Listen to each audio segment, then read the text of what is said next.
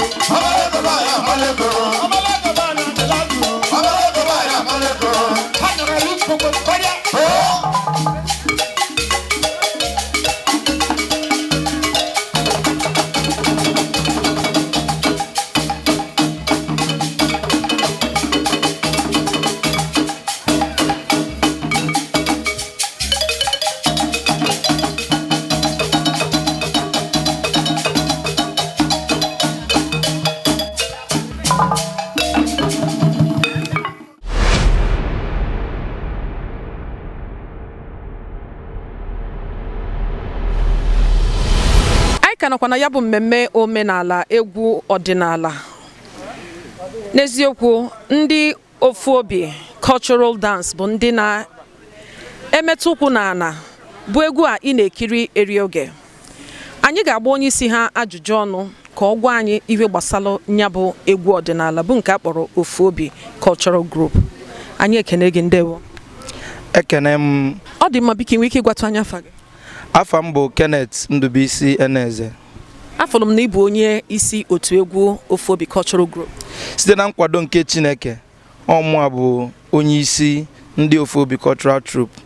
Sitekwa na nkwado ha na-enye m ọnya melụ nka ji nwee ike ịbụ onye isi na ọ bụghị na m kacha mala ihe n'etiti ndị ofu obi, mana na mmasị nke Chukwu na nkwado nke ndị egwu ofu obi ọnya melụ anyị ka ji nọlụ n'ọnọdụ a taa. Kedu ihe kpatara eji wee kpọọ otu egwu a ofu obi? Dịka m si ghọta, ofu obi anyị na-aza bụ dịka anyị si eme ihe. Ndị ji ofu obi na-emekọ ihe ọnụ. Ofu obi ka anyị ji na-eme ihe niile anyị na-eme. Ma anyị jee ebe dị iche iche anyị na-eje, dịka ndị na-eje mba dị iche iche, anyị na-eje ofu obi jee. Nwekwala ofu obi lụọ ọrụ anyị. Chineke nwekwalụ gọzie anyị dịka anyị bụ ndị ji ofu obi na-eme ihe na-emekọ ihe ọnụ. And ihe anyị ji na-azakwa ofu obi bụ na eri anyị bidoro egwu a anyị enwebe nkewa. Anyị na-eme na-emekọ ọnụ, ọ na-agakwa iji egosi na anyị bụ ndị ji ofu obi na-emekọ ihe. Ọ dị mma. Kedu mgbe egwu ọdịnala ofu obi a, kedu mgbe o bidoro n'obodo ụdị a? Ofu obi bụ ihe bido ihe dịka afọ 10 ma afọ 12 gara aga.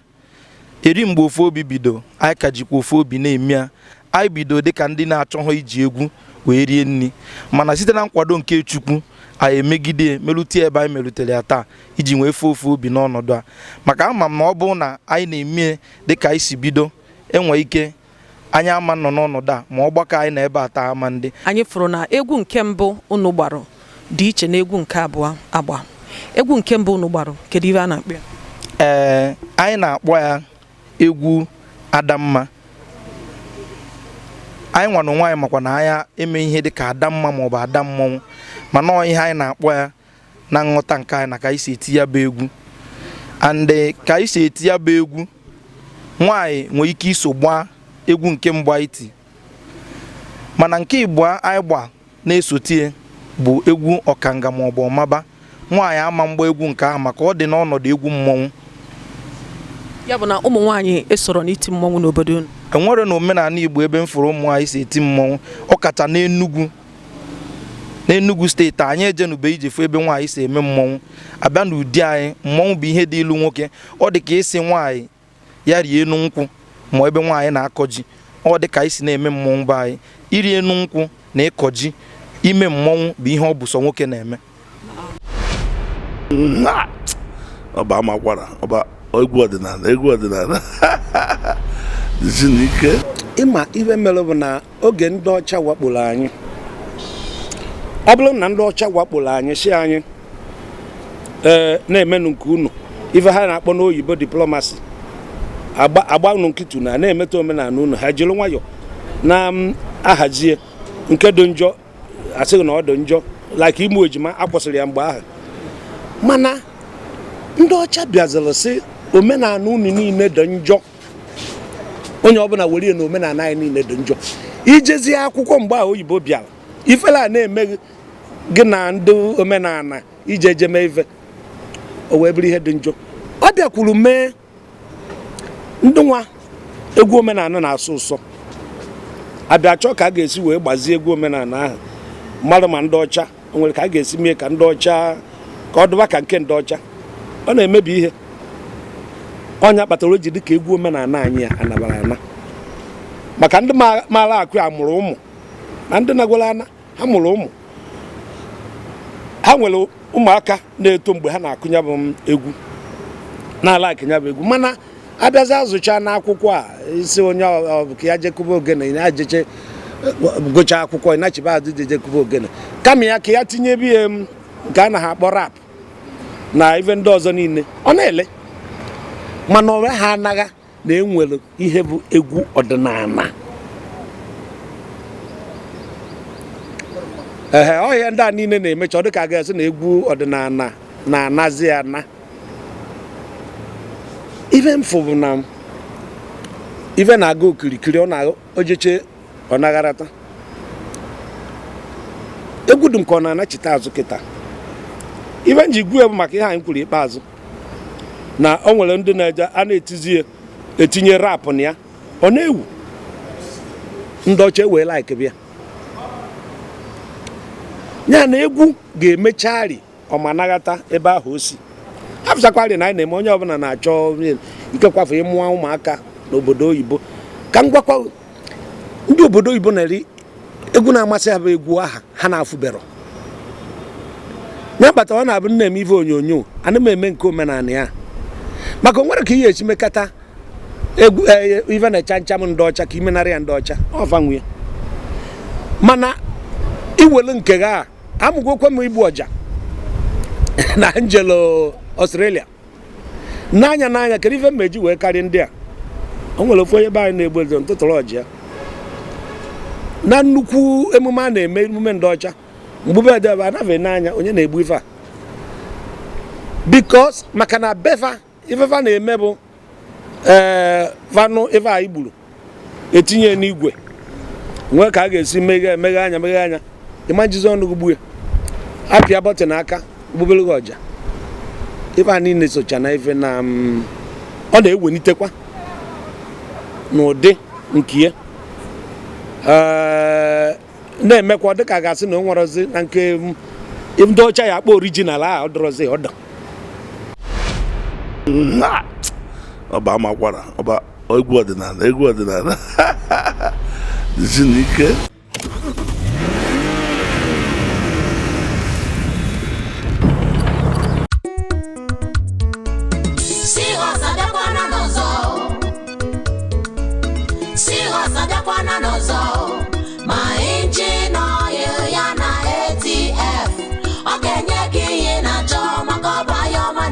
onwe ya o Seahawks bụ oyoyo. abịa na mmanụ ụgbọala nakwa ATF enwere nnukwu mmanwụ ya na oti mkpu. Seahawks bụ mmanụ ahụ na-eme ka ụgbọala ọgbatumtum igwe na-enye ọkụ nakwa injin ndị ọzọ kwa oyoyo. Zụta mmanụ Seahawks tata ka ị mara na enwere ihe dị iche na Capital B na Ukwunama. Ma engine oil ya na ATF ọ ga-enye gị ihe na-achọ maka ọba ya ọma na-ere onwe ya o Seahawks bụ ọ dịkwa m ka unu gbara egwu nke ịtọ. Kedu ihe a na-akpọ egwu nke ịtọ ahụ? Egwu nke ịtọ bụ ihe anyị na-akpọ igede. Igede bụ egwu a na-etiri ndị ọgaranya. Igede adịghị ejebe nwa ogbenye, ọnya ka anyị na-ekwu ejebe onye ụkpa. Igede bụ egwu a na-etiri ndị chili echichi, egwu eji ejebe onye eze. Ande igede ebe ọbụla abịa tie igede ma anụ oke mmemme ka emere ebe a. N'igede a nwoke na-agba igede, nwaanyị na-agba igede. A na-etikwalụ nwaanyị egwu igede, nwaanyị kala aka, nwaanyị chizuru echizu na nwaanyị a na-etikwala egwu igede. Kedu ka nwaanyị si echizu n'obodo unu ka mmalụ biko ka mmalụ ma dị Igbo ma mechizugo? Na ichizu echizu ọ dị na ọtụtụ ụzọ. Onye ọbụla nwere ihe ọ ga-abụ mee n'ụdị nke ochizuo. Ọ bụghị ọsọ ịkpata ego bụ na mmadụ echizuo na ndụ. Na omenala nwaanyị dị etili echichi abụgolo lọlọ. And na ichizu echizu o nwere ebe ọ ga-abịa iluo onye na-anụbe di na omenala Igbo agụ ya ọba ya na ochizugo. Ị ga-ebido n'ịnụ di mebe ihe nwaanyị na-eme dịka nwaanyị, sonye me n'otu dị iche iche ndị nne na-eso, chizuo na ọgbakọ ndị nne, ịpụta kwuo okwu ama na izuru ka emee na nwaanyị. Ichizu abụghị sọ na ị nwere ego. Echi echichi ụmụ nwaanyị na-echi n'ala Igbo agụghị gị na ndị chili echichi dịka anyị si na igede bụ egwu a na-etiri onye chili echichi ma ọ bụ onye ọgaranya. Ya bụ egwu a na-akpọ igede anara abịa na nke onye ụbịam.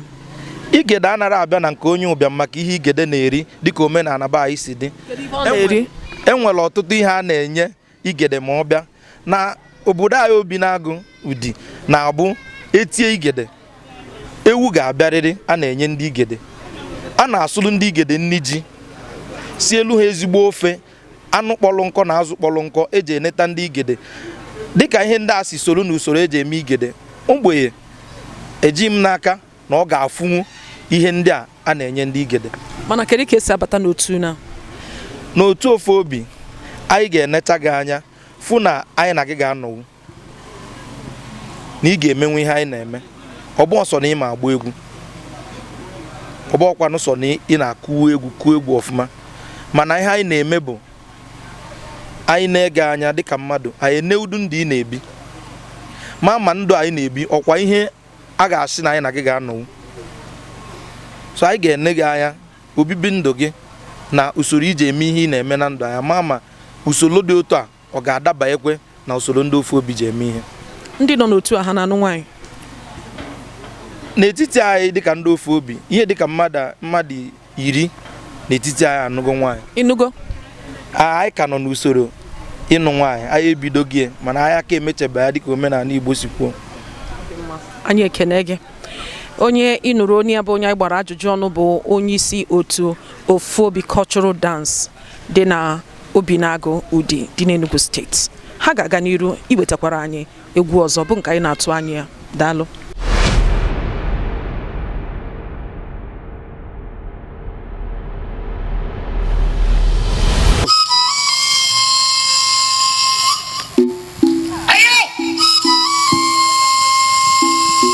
Ọgwụ igede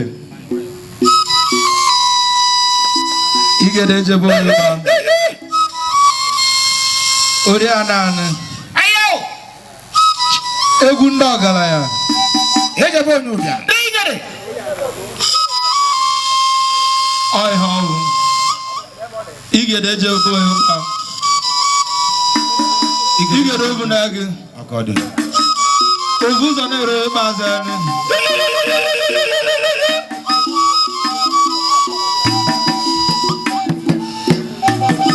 egwu ndị ọgaranya egwu ndị tiri echichi egwu ndị gburu esu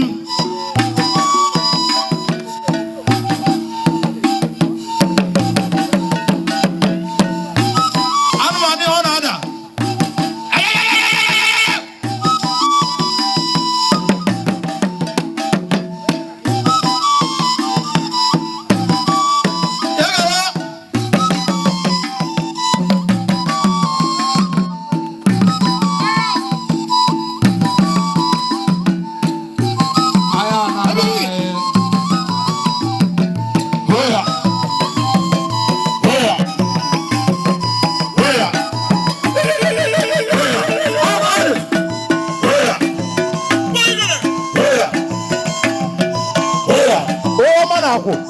Yeah.